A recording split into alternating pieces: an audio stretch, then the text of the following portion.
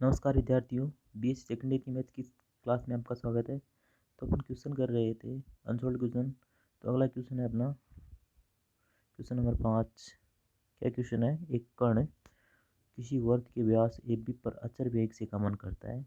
एक कण है जो वर्त के व्यास ए बी पर अचर वेग से गमन करता है, वेग क्या है? अचर है। और एक अन्य कण विरामावस्था से परिधि ए बी पर एक समान स्पर्शरेखीय त्वरण से चलता है।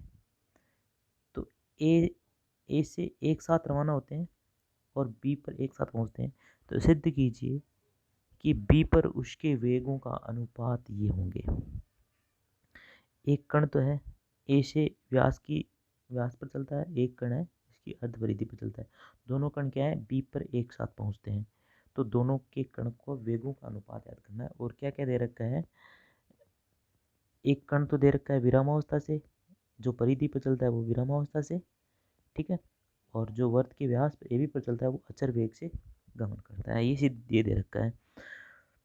तो देखो, सबसे पहले व्यास वाले की बात कर लेते हैं अपन। जब एक कण को वर्त के व्यास ए बी पर गमन करने में लगने वाला समय अचर वेग से चल रहा है u, तो समय कितना हो गया? क्योंकि इसकी त्रिज्या a है तो इसका व्यास कितना हो गया? 2a। तो 2a अपॉन u, ये हो गया इसका समय। फर्स्ट कण का समय होगा क्योंकि u अचर है।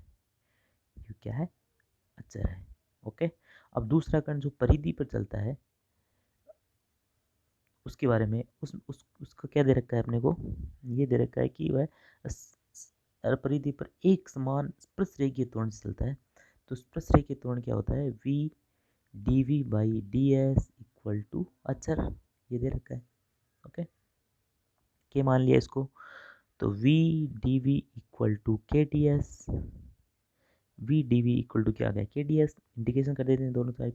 तो v square by 2 equal to k s plus c. अब इसमें ये विरामावस्था से चलता है। तो प्रारंभ में जब एस इक्वल टू 0 तो स्मॉल वी क्या हो गया? 0। इस पर वेग कितना हो गया? 0। तो वी स्क्वायर इक्वल टू क्या आ गया? Small V square equal to आ गया 2k(s). ओके। अब दूसरा कण, दूसरे कण का वेग v हो जाता है जब वह बिंदु B पर पहुंचता है। ये तो पहले कण का वेग है। दूसरे कण का वेग जब बिंदु B पर पहुंचता है तो उसका वेग कितना हो जाता है? v हो जाता है। ओके, नहीं ये पहले कण का नहीं है, दूसरे कण का है ये। दूसरे कण का वेग v हो जाता है जब बिंदु B पर पहुंचता है। तो परिधि पर कितनी दूरी तय करिए? 2πr total. तो 2πa टोटल, तो अर्ध परिधि पर तो πa। तो v इक्वल टू क्या आ गया? s क्या आ जाएगा? πa। तो v इक्वल टू आ गया, वी स्क्वायर इक्वल टू आ गया capital V square equal to 2k pi into A. पुनः पुनः जब dv by dt equal to क्या है? k। एक बार तो हमने v dv बाई ds क्या मान लिया? अचर मान लिया। अब एक बार पुनः जो त्वरण है वो क्या मान लेते हैं? अचर मान लेते हैं। ओके, तो फिर t को लाने के लिए तो v इक्वल टू के टी प्लस सी डैश। अब t इक्वल टू 0 तो v इक्वल टू 0, तो सी डैश इक्वल टू 0। तो v इक्वल टू क्या आ गया? k into T. अब दोनों कण हैं वो बी बिंदु पर क्या एक साथ पहुंचते हैं। दोनों कण इस पॉइंट पर एक साथ पहुंचते हैं।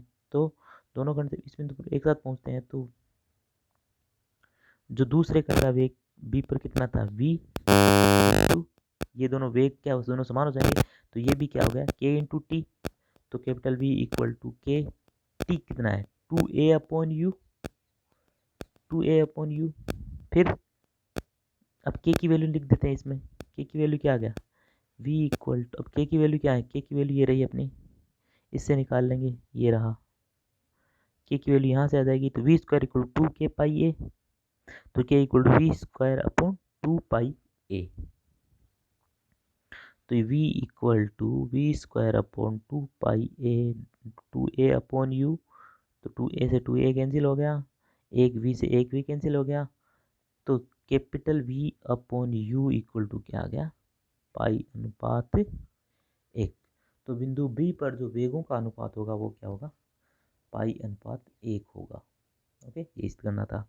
अगला क्वेश्चन है, एक कण ए त्रिज्या के वृत्त में इस प्रकार गमन करता है कि उसका स्पर्शरेखीय त्वरण उसके अभिलंबिक त्वरण का सदैव के गुणा रहता है।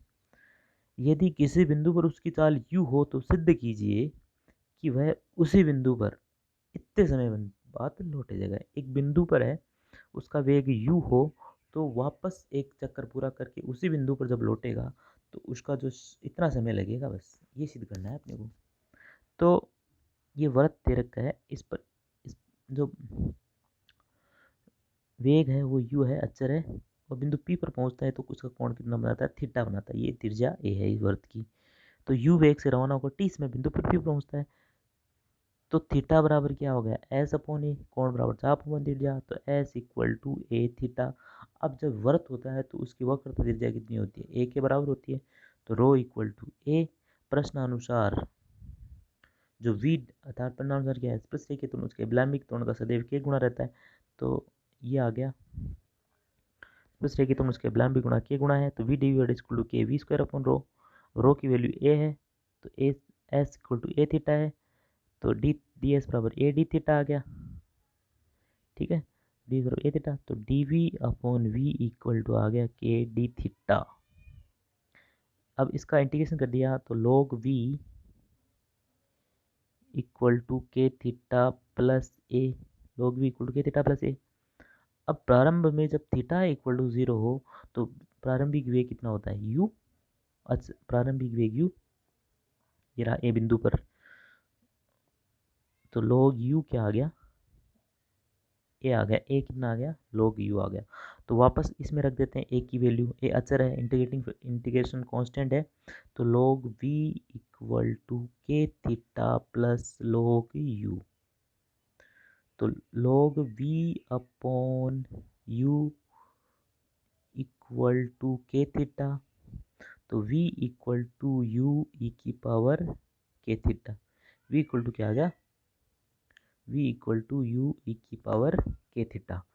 अब v वेग है तो इसको क्या लिख सकते हैं, D S by d T U e की पावर के थीटा। ठीक है, अब s इक्वल टू क्या, ए डी थीटा, तो a d theta by d t equal to u e की पावर के थीटा।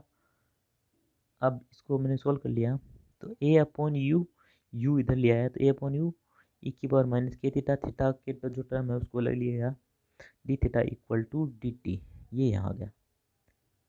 अब यदि, अब मान लेते हैं यदि कण को ए पर वापस आने में, यानी पूरा एक चक्कर करने वापस आने में टी समय लगता है, टी समय लगता है, अर्थात जब थीटा इक्वल टू 0 हो तो इसका समय क्या होगा, टी इक्वल टू 0। अब एक पूरा चक्कर हमने, मतलब थीटा कितना 2 पाई, क्योंकि वृत्त है इसलिए, तो टी मान लिया हमने कैपिटल टी।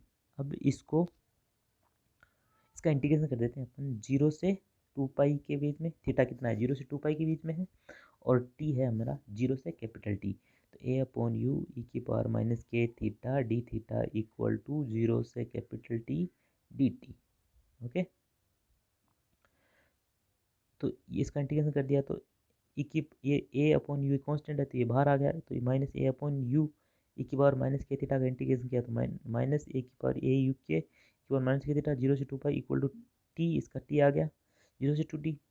अब इसको इंटीग्रेशन की लिमिट लगा दी, अपर लिमिट 2 पाई और लोअर लिमिट 0, तो ई की पावर माइनस 2 के पाई माइनस ई की पावर 0, ई की पावर 0 1 होता है, तो जो टी इक्वल टू क्या आ गया, माइनस ए अपॉन यू के 1 माइनस ई की पावर 2 के पाई। तो जब कण वापस ए बिंदु पर लौटेगा तो उसमें ये समय लगेगा ए अपॉन के यू 1 माइनस ई की पावर माइनस 2 के पाई। ये करना था। धन्यवाद।